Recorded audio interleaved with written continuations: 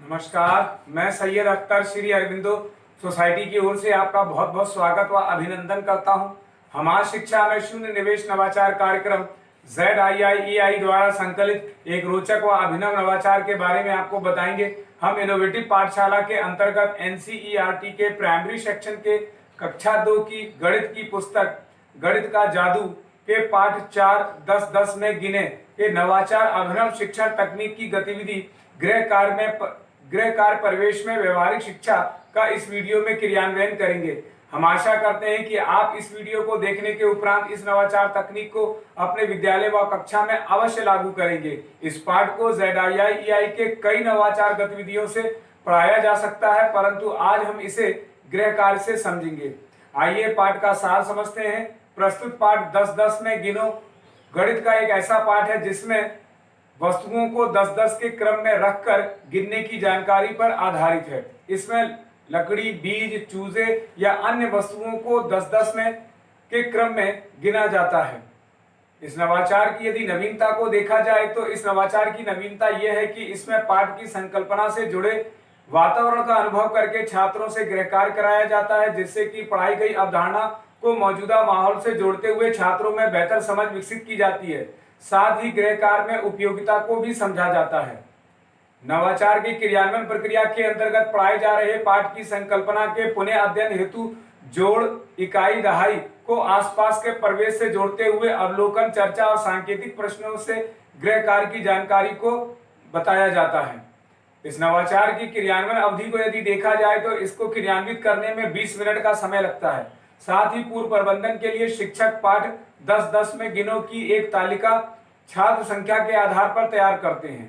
साथ ही पुनः अध्ययन एवं इसे क्रियान्वित करने की प्रक्रिया में इस नवाचार के माध्यम से गृह कार्य के रूप में अभिभावक की मदद से जोड़, इकाई, दहाई की जानकारी को दोहराया जाता है।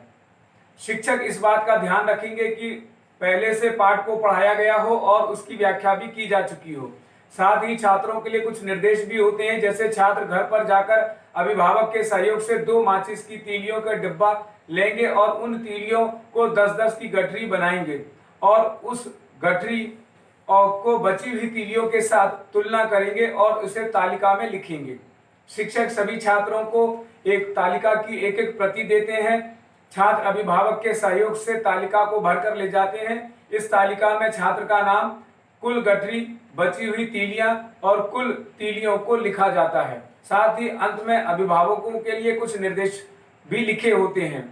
सभी छात्र अपने अपने अभिभावकों को इसे सावधानी पूर्वक ले जाकर देते हैं और बताते हैं कि अगले दिन कक्षा में तालिका के आधार पर ही पाठ को दोहराया जाएगा। इस कार्य को करने से छात्रों में जिम्मेदारी का भाव पैदा होता है। छात्र अभिभावकों के सहयोग से तालिका को अगले दिन भरकर स्कूल ले जाते हैं और उसमें भरी हुई जानकारी को कक्षा में पढ़कर सुनाते हैं। इस प्रकार शिक्षक छात्रों से पाठ 10-10 में गिनो का पुनः अध्ययन गृह कार्य के माध्यम से करवाते हैं। निष्कर्ष रूप में कहा जा सकता है कि गृह कार्य परिवेश में व्यवहारिक शिक्षा से सीखने के अनेक प्रतिफल प्राप्त होते हैं, जैसे 2 अंकों की संख्याओं के साथ कार्य करना, 1 से 99 तक की संख्या को लिखना, पढ़ना और उनकी तुलना करना तथा गिनना के प्रयोग से बातचीत करना और अपने आसपास घटित होने वाली घटनाओं को अपने अनुभव से व्यक्त करते हैं।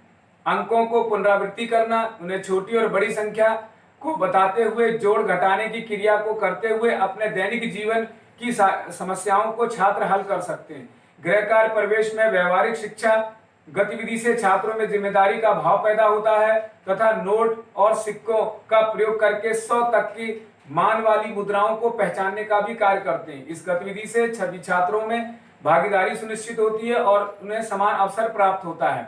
इस नवाचार में PRT अनुपात का तो ध्यान रखा ही गया है, साथ ही साथ NCF 2005 के उद्देश्यों का भी ध्यान रखा गया है।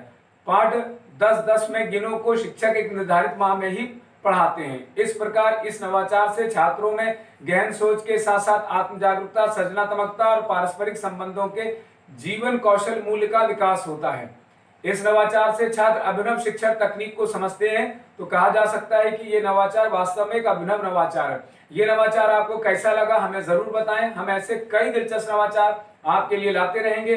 आपसे अनुरोध है कि आप हमारा YouTube चैनल सब्सक्राइब जरूर करें। अगर आप इस वीडियो को Facebook पर देख रहे हैं तो हमारा Facebook पेज लाइक करना ना भूलें। नीचे दिए गए लिंक पर जाकर इनोवेटिव पाठशाला ऐप को भी डाउनलोड कर सकते हैं। इस वीडियो को देखने और लाइक करने के लिए आपका बहुत बहुत धन्यवाद।